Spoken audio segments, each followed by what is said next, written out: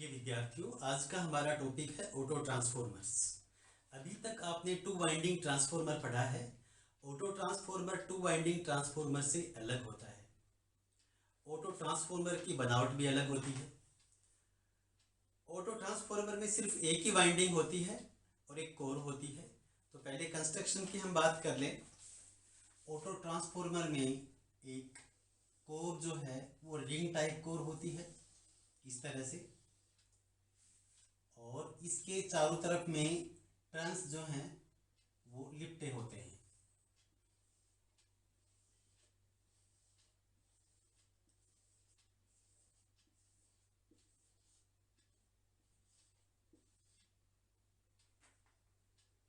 इस तरह से इसमें एक वेरिएबल पॉइंट होता है और एक कॉमन पॉइंट होता है।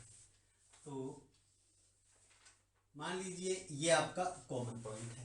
वेरिएबल पॉइंट जो है ये इस तरह से आप इसको स्लाइड कर सकते हैं, और ये आपका जो है V2 साइड का वोल्टेज यानी कि आउटपुट साइड का वोल्टेज है, और इधर में कॉमन और ये आपका इसके बीच का वोल्टेज जो है वो कहलाता है इनपुट वोल्टेज। ये फेज न्यूट्रल मान लीजिए, तो ये V1 हो गया और ये V2 हो गया। तो आप देखिए इस वेरिएबल पॉइंट को आप जब कॉमन के पास लेके जाएंगे तो वोल्टेज आपको V2 0 मिलेगा, और जो जो आप इसको बढ़ाएंगे वोल्टेज को, आप वेरिएबल पॉइंट को इधर में एंटी क्लॉकवाइज लेके आएंगे तो आपको बढ़ा वोल्टेज मिलेगा। तो एक तरह से ये आयरन की कोर होती है। इंसुलेशन के बाद में ये कॉपर कंडक्टर्स होते हैं, और जैसा कि आप देख पा रहे हैं सिर्फ इसमें एक ही वाइंडिंग है।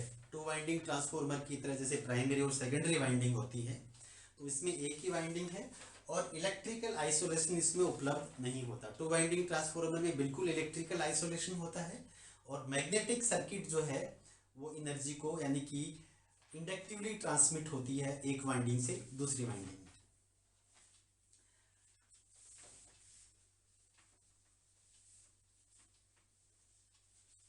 ऑटो ट्रांसफॉर्मर दो तरह के होते हैं, स्टेप डाउन और स्टेप अप। स्टेप डाउन और स्टेप अप, जैसे कि हमारे टू वाइंडिंग ट्रांसफॉर्मर भी दो तरह के थे, स्टेप अप और स्टेप डाउन। तो पहले इसका जो सिंबल जो होता है इस ट्रांसफॉर्मर का, तो ये इस तरह का सिंबल है। ये जैसे कि हम बात कर रहे थे ये कॉमन पॉइंट है, ये वेरिएबल पॉइंट है।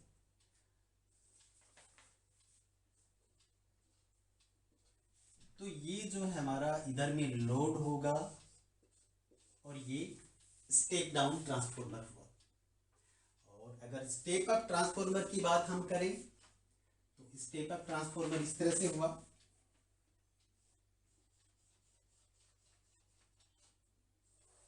अगेन कॉमन पॉइंट, आउटपुट, इधर में लोड, और ये वेरिएबल पॉइंट। इधर में ये V1 इनपुट वोल्टेज, यहाँ स्टेप डाउन में भी ये V1 इनपुट वोल्टेज। ये N1 टर्न्स यहां से लेकर यहां तक, और यहां से लेकर यहां तक ये N2 टर्न्स। इसमें भी ये N1 टर्न्स और ये N2 turns. I1 voltage, I1 current इधर से, इधर में I2 करंट, और ये I2 करंट अपना सर्किट कंप्लीट करना। इधर से भी ये I1 करंट, इधर I2 करंट, इधर में I2 करंट। तो हमारी इधर में जो करंट हुई वो कौन सी करंट हुई? अगर इसको हम A माने, इसको B माने, इसी तरह से ये हमारा A और ये B, तो C से लेकर B तक जो करंट हुई वो हमारी हुई I2 माइनस I1। आप जब KCL अप्लाई करेंगे तो आपको नजर आ जाएगी। तो ये हमारी I2 माइनस I1 करंट हुई, राइट। और इधर में I1 करंट है और इधर I2 है, तो इधर में कौन सी करंट होगी? I1 माइनस I2, तो वही I2 माइनस I1 करंट ऊपर में होगी, I2 माइनस I1। तो ऊपर वाला जो ट्रांसफॉर्मर है वो स्टेप डाउन ट्रांसफॉर्मर है, क्योंकि वोल्टेज जो है हमेशा जो V2 जो आपको मिलेगा यहाँ पर, ये वोल्टेज V2 और इसका वोल्टेज ये V2, तो स्टेप डाउन में हमेशा आप देखिए V2 will be less than V1। V2 हमेशा आपको V1 से कम मिलेगा, और स्टेप अप में देखिए कि V2 is greater than V1, तो ये वोल्टेज को अप कर रहा है, तो ये स्टेप अप हो गया। अब डिफरेंट इसकी क्या क्वालिटीज हैं ट्रांसफॉर्मर की, ये हम बात करें तो चलिए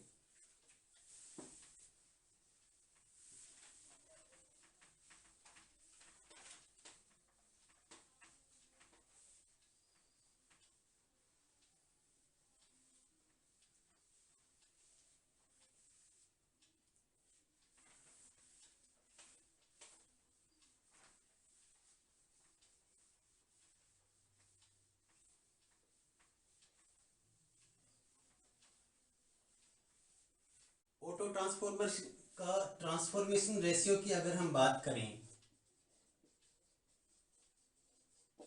तो वही फॉर्मूला है जो टू वाइंडिंग ट्रांसफॉर्मर का है।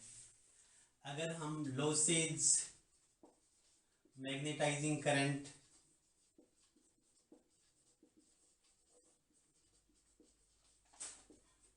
और लीकेज रिएक्टेंस को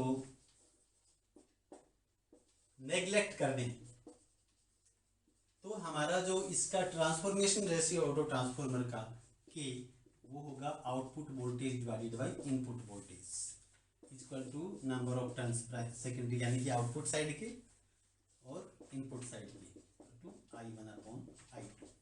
एग्जैक्टली वही फॉर्मूला है जो टू वाइंडिंग ट्रांसफॉर्मर का हुआ करता है।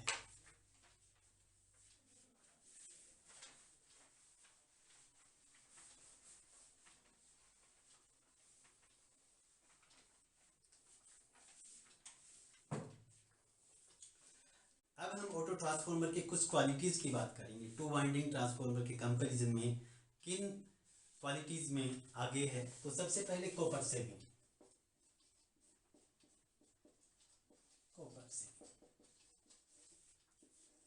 टू वाइंडिंग ट्रांसफॉर्मर के कंपैरिजन में मान लीजिए ये आपका टू वाइंडिंग ट्रांसफॉर्मर में N1 N2 टर्न्स है, I1 करंट है, V1 वोल्टेज है, और इधर में लोड है I2 करंट है, और ये V2 वोल्टेज है इस लोड के अक्रॉस में। और ये हमारा ऑटो ट्रांसफॉर्मर है जिसका वही इनपुट वोल्टेज V1 है, लोड वोल्टेज V2 है। यहाँ पर ये जो वोल्टेज है वो V2 है। N1 टर्न्स यहाँ से लेकर यहाँ तक, और ये आपके N2 टर्न्स। ये ऑब्वियसली कॉमन है। इधर में करंट अगर I1 है, ये करंट I2 है, तो इधर की करंट क्या होगी, अभी बात करी थी I2 माइनस I1। अब देखिए हमारा जो कॉपर है, वेट ऑफ कॉपर, अगर हम बात करें कि वाइंडिंग का वेट ऑफ कॉपर है वो किसके प्रोपोर्शनल है, वो प्रोपोर्शनल है एम्पियर टर्न्स के। तो number of turns multiplied by current, किसी वाइंडिंग का जो कॉपर का वेट होता है नंबर ऑफ टर्न्स और उस करंट का मल्टीप्लिकेशन होता है। तो टू वाइंडिंग ट्रांसफॉर्मर का कॉपर का वेट अगर हम बात करें TW, यानी कि टू वाइंडिंग WTW, ये प्रोपोर्शनल क्या हुआ, ये आपका हुआ N1 I1 प्राइमरी साइड के ampere turns plus N2 I2। और हम जानते हैं टू वाइंडिंग ट्रांसफॉर्मर में N1 I1 equal to N2 I2, तो ये क्या हो गया एक तरह से 2N1 I1।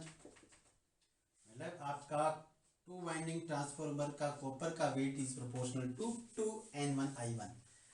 सिंस आप बोल सकते हैं N1 I1 equal to N2 I2। अब हम बात करते हैं ऑटो ट्रांसफॉर्मर की।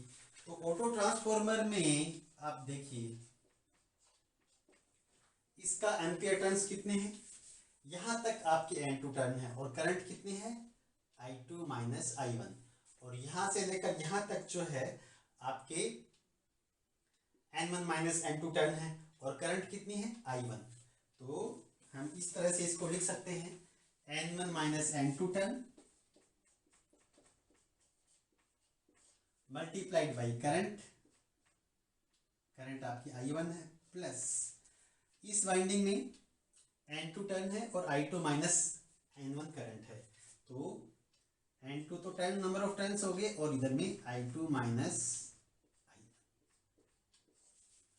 इसको जब आप ओपन करेंगे तो देखिए N1 I1 और N2 I2, तो एक तरह से ये प्रोपोर्शनल का कॉन्सेप्ट। यहाँ पर आप देखिए N1 I1 और N2 I2, तो एक तरह से N1 I1 और N2 I2, N1 I1 N2 I2 के बराबर है, तो ये क्या हो गया 2N1 I1, इधर से माइनस N2 I1 और इधर से अगेन माइनस N2 I1, तो 2N2 I1, ये इक्वेशन सेकंड और इसको इक्वेशन अगर फर्स्ट मान लें, right.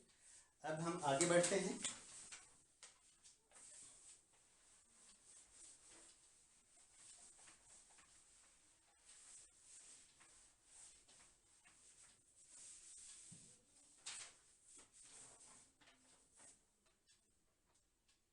Dividing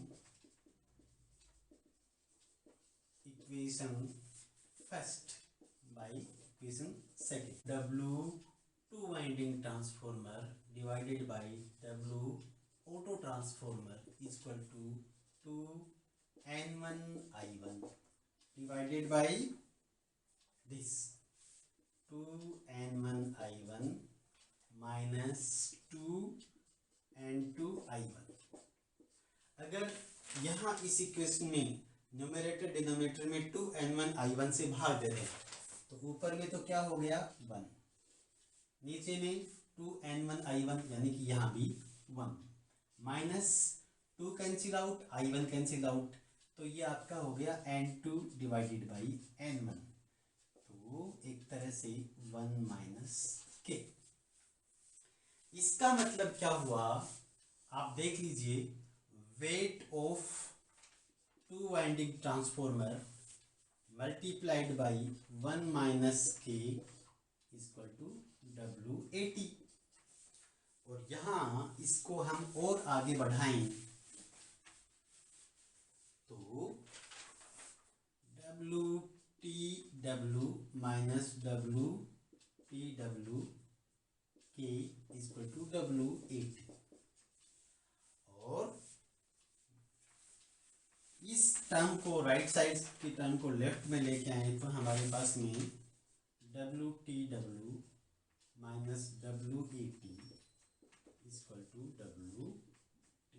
W K multiplied by WTW, और ये जो है एक तरह से हमारी सेविंग ऑफ कॉपर है, सेविंग ऑफ कॉपर, यानी कि टू वाइंडिंग ट्रांसफॉर्मर का वेट माइनस ऑटो ट्रांसफॉर्मर की वाइंडिंग का वेट कॉपर का equal to K multiplied by WTW, और K की वैल्यू हमेशा स्टेप डाउन ट्रांसफॉर्मर में लेस देन 1 होती है, वो अभी हमने देखा था, तो यानी कि कॉपर की सेविंग होगी ना, और अगर 1 के नज़दीक है, अगर K आपका 1 को अप्रोच कर रहा है तो कॉपर सेविंग ज़्यादा होगी।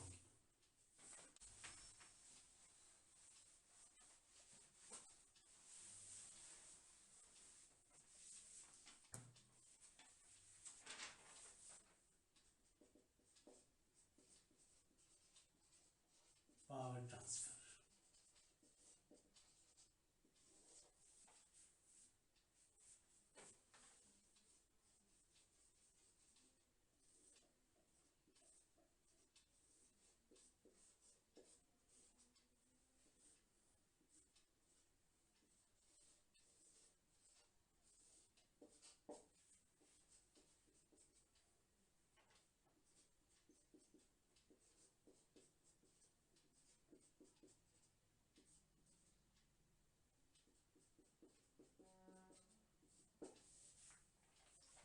1 टर्न्स है प्राइमरी साइड में और सेकेंडरी साइड में N2 टर्न्स है।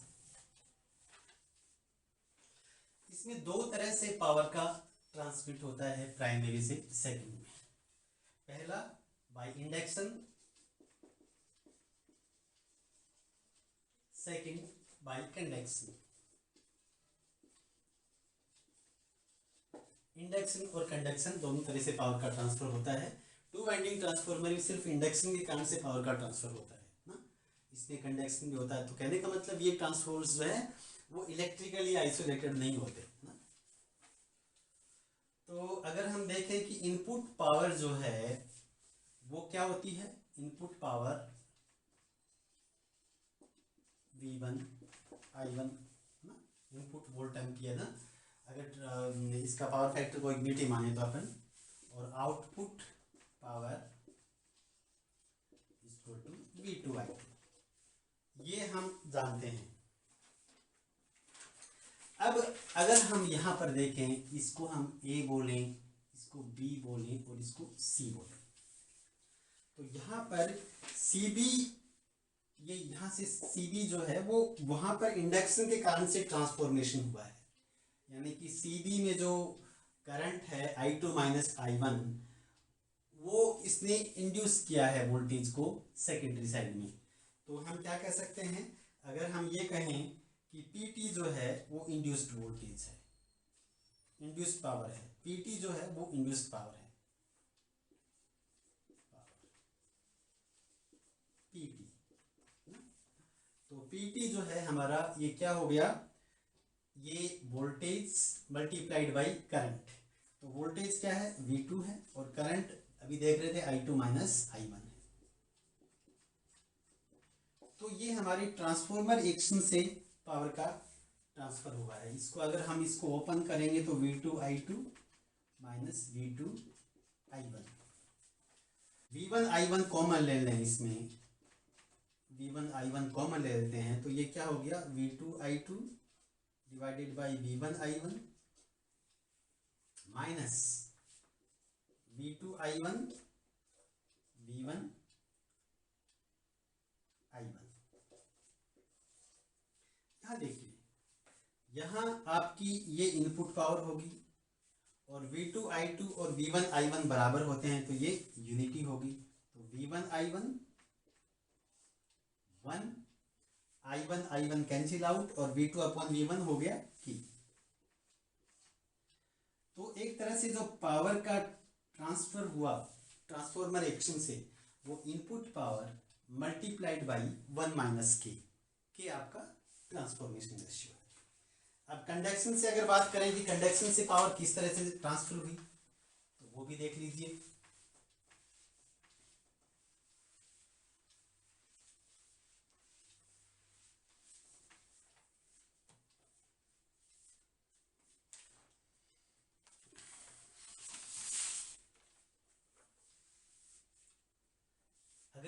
अगर कंडक्शन की पावर जो है हम PC माने तो वो क्या हो गया, V1 I1 यानी कि टोटल इनपुट पावर माइनस जो ट्रांसफॉर्मर एक्शन से पावर जो आपकी ट्रांसफर हुई है, ये आपकी टोटल इनपुट पावर हुआ, और ये ट्रांसफॉर्मर एक्शन से, तो V1 I1 1 माइनस के। इसको जब अपन ओपन करते हैं तो ये क्या आ जाएगा, ये आ जाएगा कि V1 I1।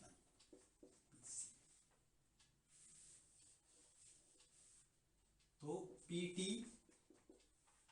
1 माइनस के V1 I1 और PC के V1 I1।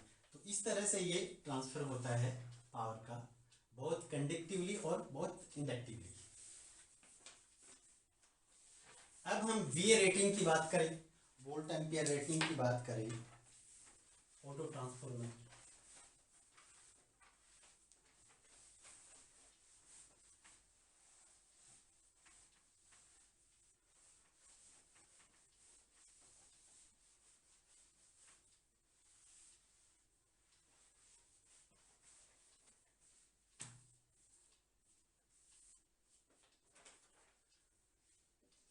VA auto transformer वो क्या है, V1 I1 =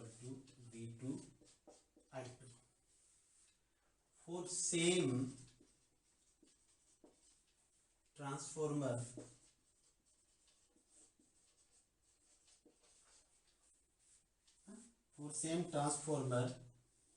of to winding transformer, two winding, अगर ये जो है VA टू वाइंडिंग ट्रांसफॉर्मर, वो क्या हो गया V1 माइनस V2 और मल्टीप्लाइड बाई I। देखिए ऐसा क्यों आया कि अगर ये हम देखें कि आपका ट्रांसफॉर्मर है, ये V1 वोल्टेज है, ये V2 वोल्टेज है, I1 करंट, I2 करंट, ये लोड है, I2 करंट। तो अगर हम बात करें कि ये आपका V1 वोल्टेज है, ये V2 वोल्टेज है, तो आपका जो डिफरेंस हुआ वोल्टेज का वो क्या आ गया V1 माइनस V2 और I1 करंट। तो एक तरह से इस वाइंडिंग को हमने प्राइमरी ले लिया, तो ये आपकी V1 माइनस V2 और ये I1 करंट है। तो टू वाइंडिंग ट्रांसफार्मर के वे रेटिंग होगी वो क्या होगी, ये वाली रेटिंग होगी, यानी कि V1 minus V2 multiplied by I1।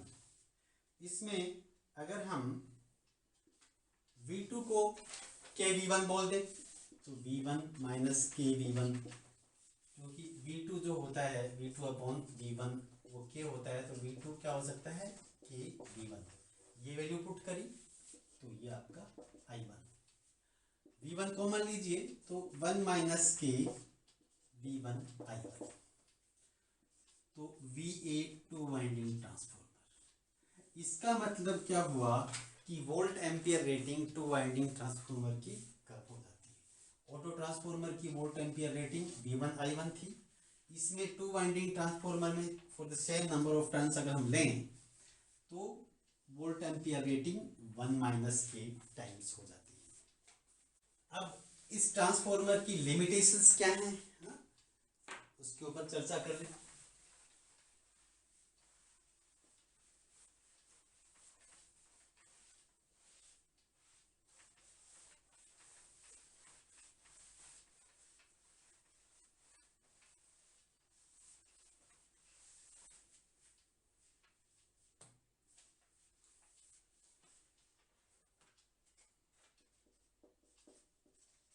Limitations of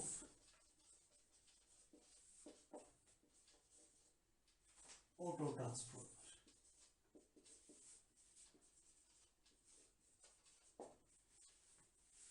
auto transformer की क्या लिमिटेशंस हैं। सबसे पहली लिमिटेशन जो है high short circuit current, high short circuit current. Leakage reactance के कम होने के कारण से जब कभी शॉर्ट सर्किट होता है तो बहुत हैवी करंट फ्लो होती है, पहली limitation. Second, in case secondary open, high voltage risk.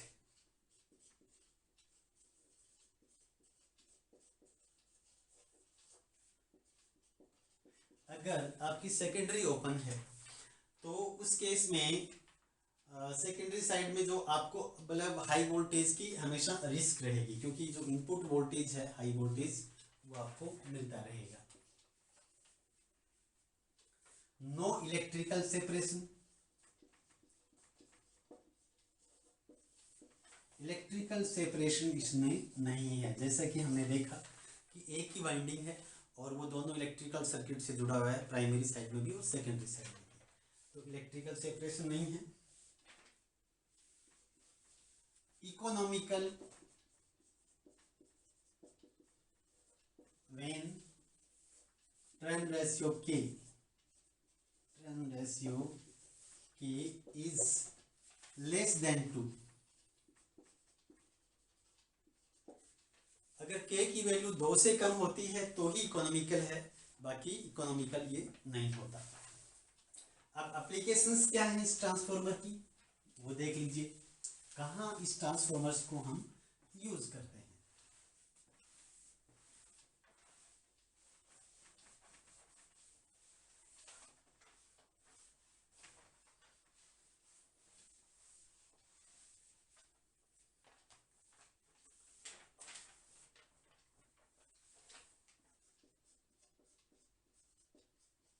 Applications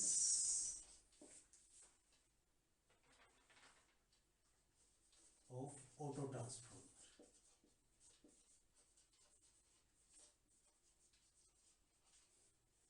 पहला application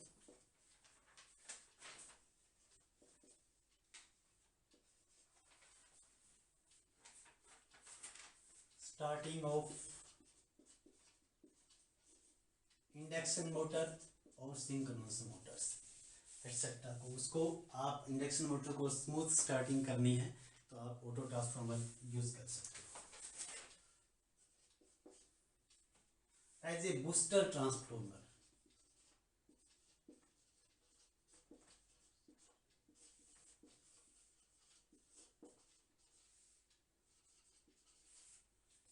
in distribution cables,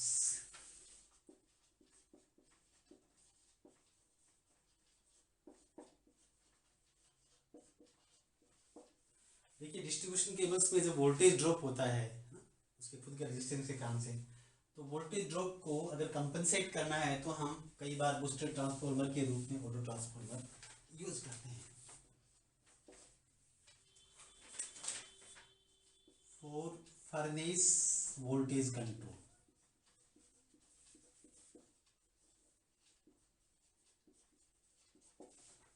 furnace का टेम्परेचर जब हम कंट्रोल करते हैं तो वोल्टेज को कंट्रोल कर लें तो टेम्परेचर भी कंट्रोल हो जाता है, तो वहां पर भी हम ऑटो ट्रांसफॉर्मर यूज करते हैं। Varying the voltage of load,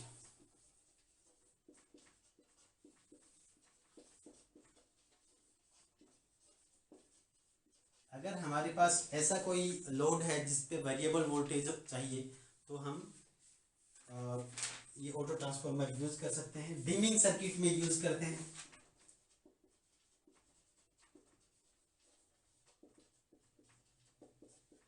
अभी तो पावर इलेक्ट्रॉनिक डिवाइसेज आ गए, पहले हम ऑटो ट्रांसफॉर्मर की सहायता से लाइट को डिम करना होता था या किसी फैन की स्पीड को कम करना होता था, तो डिमिंग सर्किट के रूप में भी हम इसको यूज करते थे।